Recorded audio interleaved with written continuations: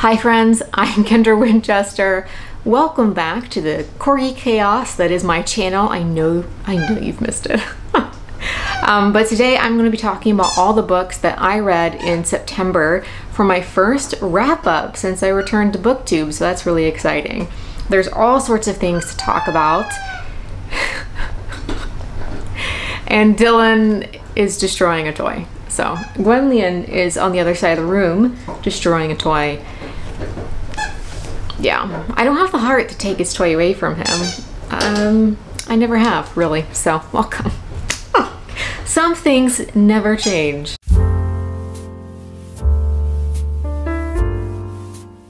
Okay, so I'm gonna be talking about everything I read in September, sort of. Right now I'm filming a vlog. It's almost done, but so far I have read these 4 books at the end of September, and I will be talking about those books in the vlog. So I'm just gonna set them down and you will know that those books will be covered more completely in that vlog.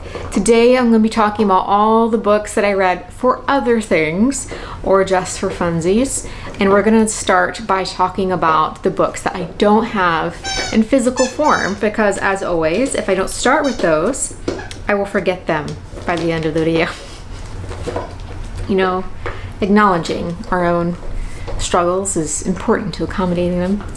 All right, so the first one I'm going to talk about is Counting the Cost by Jill Duggar Dillard. Now, many of you may know the Duggars, the reality television stars, fundamentalist Christians connected to IVLP, and you want to learn more about them, you can watch Shiny Happy People on Amazon Prime if that's something that you want to see.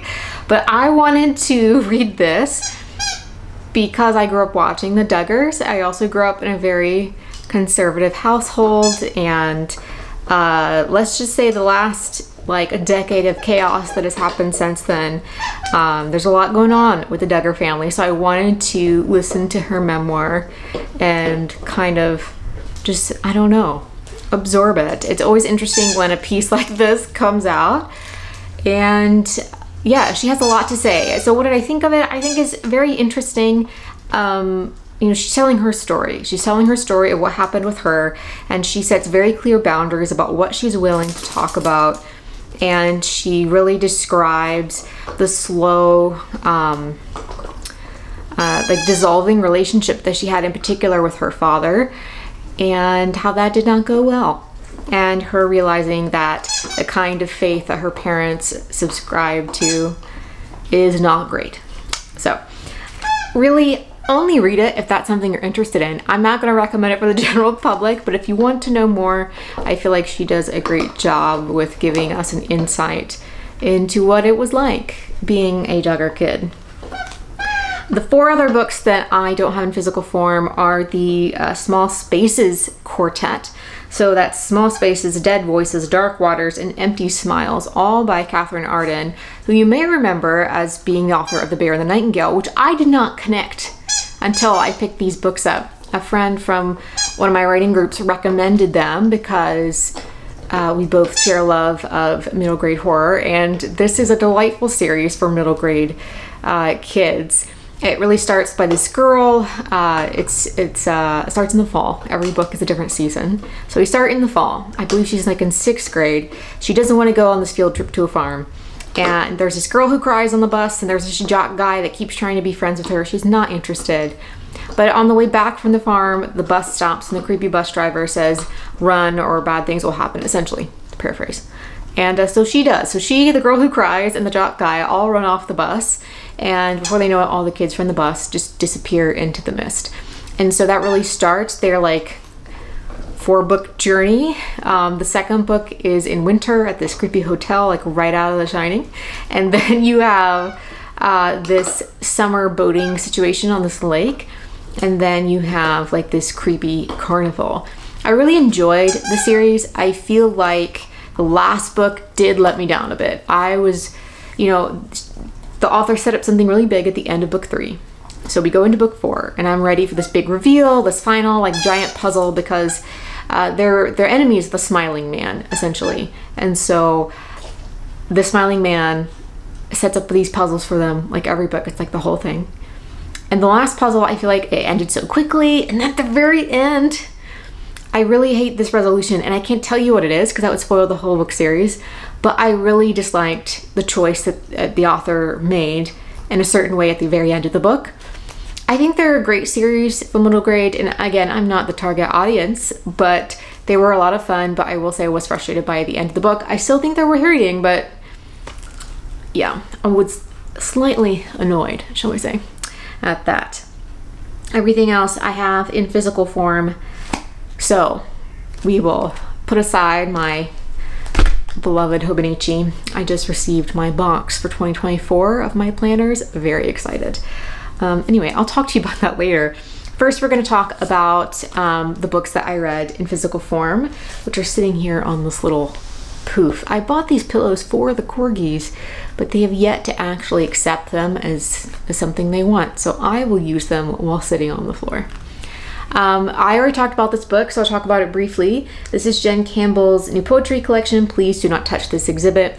It examines like her life growing up as a disabled kid who is having, you know, dozens of surgeries going throughout her childhood. And then there's also parts in her adulthood where Jen is going to fertility clinics and going through IVF. And you know, one of the things that I've been thinking about since I recorded my currently reading video is how I was deeply impressed with how Jen was able to write this collection.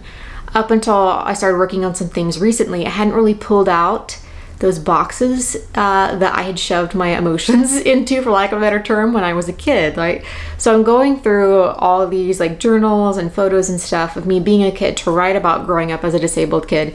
And let me tell you, the emotional turmoil just one of those boxes created was astounding. And I cannot imagine going through all of this and the medical records that Jen has included little snippets of in the collection. I cannot imagine doing that, and so I just am even more impressed with what Jen has done with the collection and sharing what she has.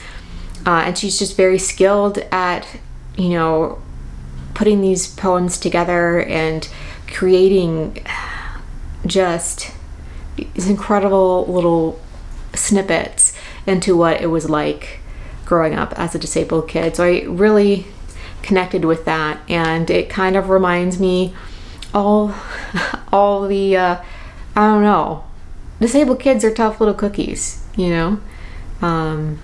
Yeah, so much appreciated for Jen for putting this collection out into the world. Go find a copy. It's fabulous.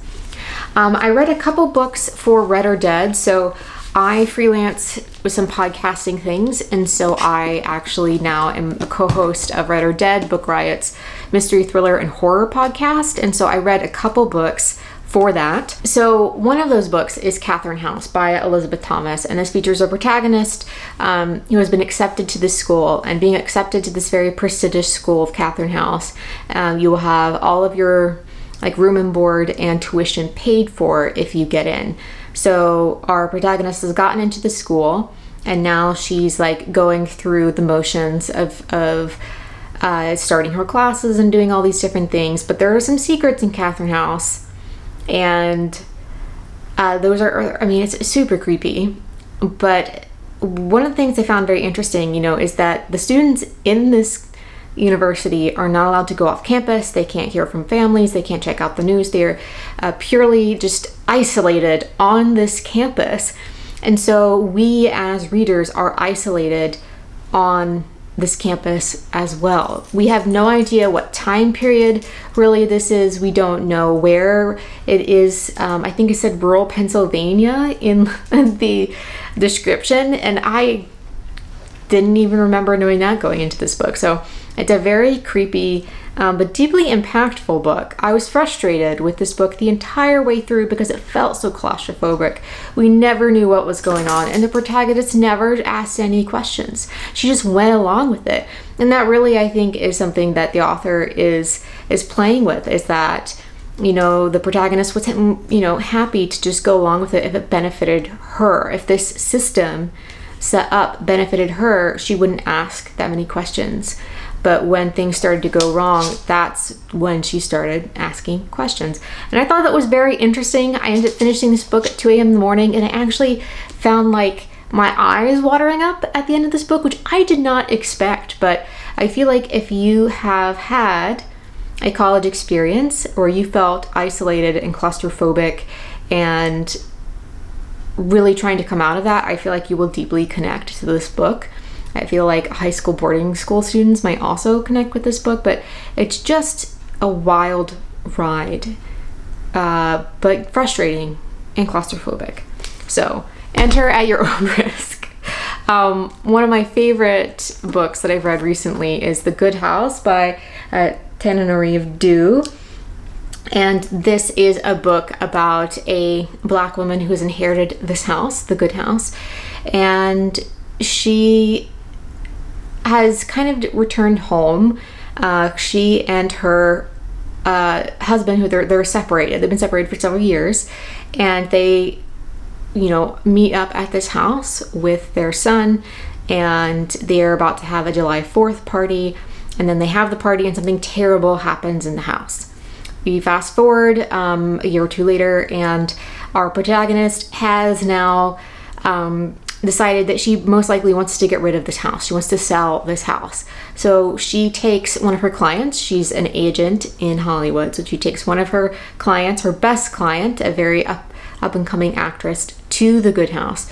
And she's kind of deciding whether or not she wants to sell the house. She's going through the emotional experience of deciding how and when she's going to say goodbye to this piece of property that she inherited from her family. It is such a creepy house. It is delightfully one of those like haunted house kind of setups for horror novels that I really enjoyed. There's a lot of creepy instances. There's like evil spirit stuff happening, and the house feels alive in the most terrifying way possible.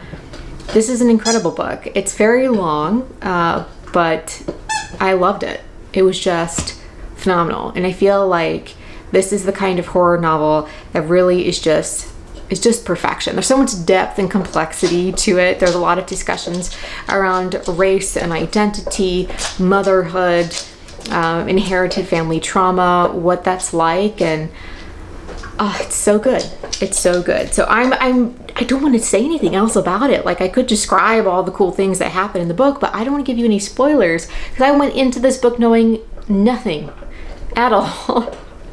And I was surprised like every chapter. It was great. So I would not look up any summaries of that, but I really enjoyed it, and I will link the episode where I talk about it down in the show notes, description box. What medium am I on right now? And that will, hopefully you will love it as much as I did. So I also read a couple books for Read Appalachia, and so I really started wanting to check out rural stories for kids and teens because of Nora Shalloway Carpenter's anthology that she edited, Rural Voices, 15 Authors Challenge Assumptions About Small Town America. And this book includes a wide range of folks who are from rural places around the United States. So this isn't Appalachia specific. This is all of America. One of the things I loved about this book is the diverse range of backgrounds people are from. You have an indigenous man who describes how growing up in the community he did, that being indigenous was seen as a bad thing, and how he had to work through that and what that was like for him growing up. The S.A. Cosby writes a story that is about a young black boy with his father facing the racism of this guy that his dad works for. You have Tirzah Price, who writes a queer love story set around showing pigs. Is delightful. And so this is for young adults. I really enjoyed this anthology. Then I picked up Nora Shalloway Carpenter's novel, a young adult novel called The Edge of Anything, and I did not realize that this is actually a book about disability. So there are two teens. You have Sage, who is a volleyball star at the local school somewhere around Asheville, North Carolina, and she is trying to get in a full ride to go to a big school with a great volleyball program. And then you have Len, who is from a more working class background. A tragedy has hit her family recently. We don't know what it is, but she's experiencing a lot of grief, a lot of anxiety. She has a lot of like compulsions and intrusive thoughts. And it really looks at these two teen girls' stories. Sage finds out that she has a medical condition and can't play volleyball anymore. That's like right out of the gate, so not a spoiler. And so she is trying to come to terms with being a top tier athlete and no longer being able to play. And Len is really experiencing the intense effects of having OCD. I didn't know what this book was about. I didn't read much of the description. I knew it was about two teen girls who are from different parts of like the high school, I don't know, groups. They're very different. One's, an artist and does photography, and then you have Sage, who's like a jock. So they're not normally friends, but because of this thing that they experience, there are separate struggles with mental health and disability, etc. They're kind of brought together in an unlikely friendship, and I really love that. I didn't know that this was about OCD, but I was reading Len's perspective and I was like, that sounds like OCD. I was like, I think that's OCD. And then by the middle, I went and looked at the back, and Nora Shalloway Carpenter experienced OCD, I should say experiences. I had OCD as a young child and still have OCD, though it's much better managed, but seeing someone experience OCD in a very similar way that I did and sometimes still do is, I had to put the book down. It is one of the best representations of an experience with OCD that I have ever read, and I was just blown away by it. So I'm so grateful that Nora put this book out into the world, and would definitely recommend it for anyone experiencing OCD or experiencing a health condition that has really changed the trajectory of your life. I think this is perfect for teens. I'm going to be recommending it to everyone and their mother's brother. It's just a beautiful story. So the next book is my favorite short story collection that I've read this year, and that is Every Drop is a Man's Nightmare, Stories by Megan Kamale Kakimoto. And this book, so this book is a short story collection about what it is like to be Kanaka Maoli, to be Native Hawaiian. And so you have all of these women and girls living in Hawaii and just trying to make space for themselves, and how they interact with colonialism and how they interact with their heritage, their culture, and traditions from their elders. So for example, you have a story about a Kanaka author who has flown to the mainland to do this author panel, and she knows that she's representing, like, she's ticking some sort of indigenous box for this panel, and she is not sure how she feels about that. And so she's really struggling as a writer, and so she decides to write some stories about her native culture, and those are stories that are supposed to be closed practices. So she's grappling with whether or not she should write about this and share this with white people, people outside of her culture, to get ahead or not. You have another woman who is really struggling financially, and so she decides to answer a call for this guy who makes adult films about white men and Native Hawaiian women, we'll say. And like how, that represents colonialism in a certain way is just so well written. There is a story about a woman whose partner dies, and then she begins seeing this woman start growing out of this like corpse flower. Each story is just so different and so vibrant and tackles a different part of womanhood and being Native Hawaiian and what that looks like. It's just incredibly beautiful. Michelle Sakine performs the audiobook, which I recommend wholeheartedly. I just love this collection. I keep thinking about it. And I keep thinking about the different stories in it, and I will pre-order anything this author writes next. I'm just so thrilled by it. It's so different. I remember like several years ago, like when I first started the channel, everyone was into very fabulous short story collections, and for good reason. But I feel like we read so many of them that they're no longer as of a hot and trendy kind of books here on BookTube, but that book really reminded me why I love fabulous short story collections. And maybe I read too many of them. Like I was about to say back in the day, it hasn't been that long, Kendra. Maybe I read too many of them a few years ago, but that one is incredible. Just, I love it so much, and would definitely recommend. Thank you for joining me for this wrap-up situation. I will be posting the vlog either next week or the week after.